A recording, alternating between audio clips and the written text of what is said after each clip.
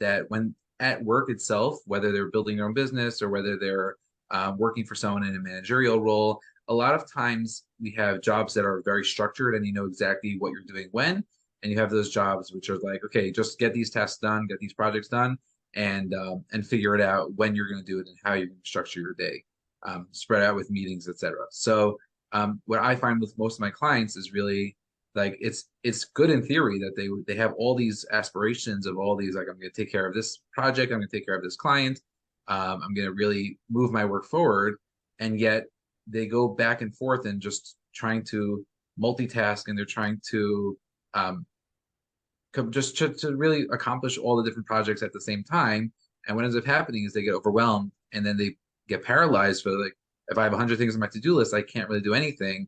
And therefore it's easier just to clean my desk drawer because at least I get some quick win out of that as opposed Yeah. to Yeah. making progress. And I see that with my clients all the time, which is, if I have to bake for Rosh Hashanah, right? Or I have to um make my, take care of my self-care, right? So I'm not going to get an instant hit from making myself a salad or drinking my water, right? Because I might, it feels good at the time to take care of myself, but I'm not going to, if my focus is on the long-term weight loss, or my focus is on, right, pounds on the scale, nothing is happening after that uh, drink of water or that salad, nothing, right? Or after that workout.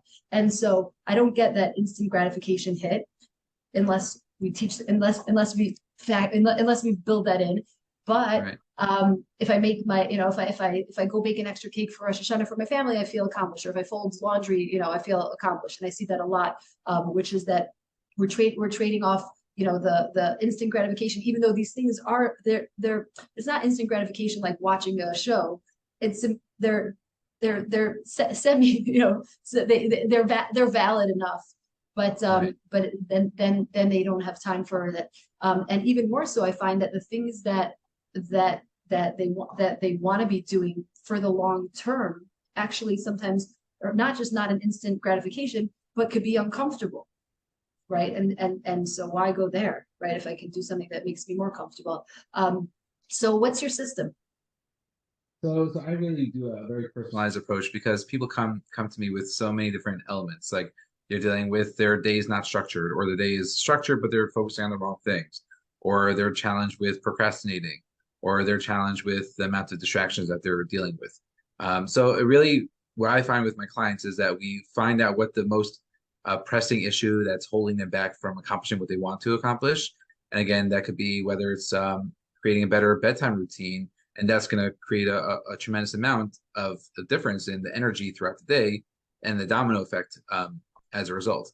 Or for some people, it's more just like, okay, there's a task I've been procrastinating. How do I push myself to move past that? And as you said before, the discomfort of doing things that are not necessarily comfortable for one reason or the other, and really just doing a little exploration in that.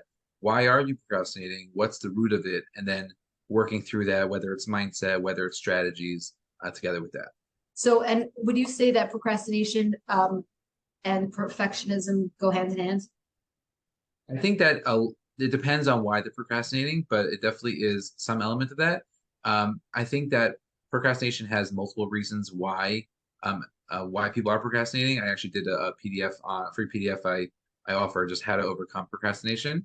And a lot of it, sometimes it really depends on um, what the cause is. So let's say there could be I'm just overwhelmed because there's 100 different steps I need to do, and I I don't don't know know where where to to start. start. Yeah. Right.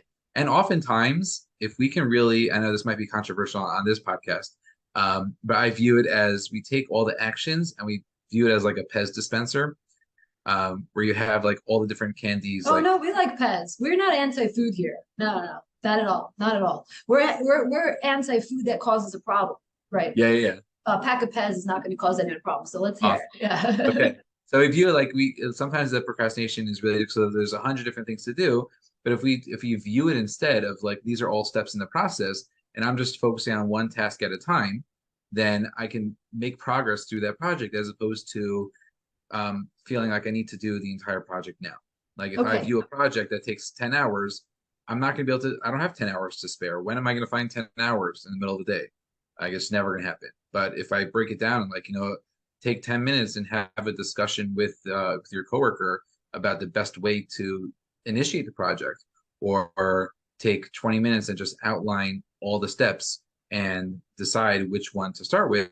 That breakdown oftentimes is, in my experience with clients, that is the biggest cause of procrastination, is just not knowing where to start and just therefore doing nothing.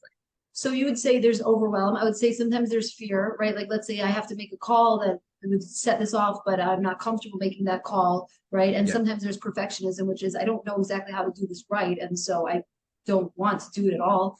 right. So right, and so things sort of get mushkabobbled up, for lack of a better word.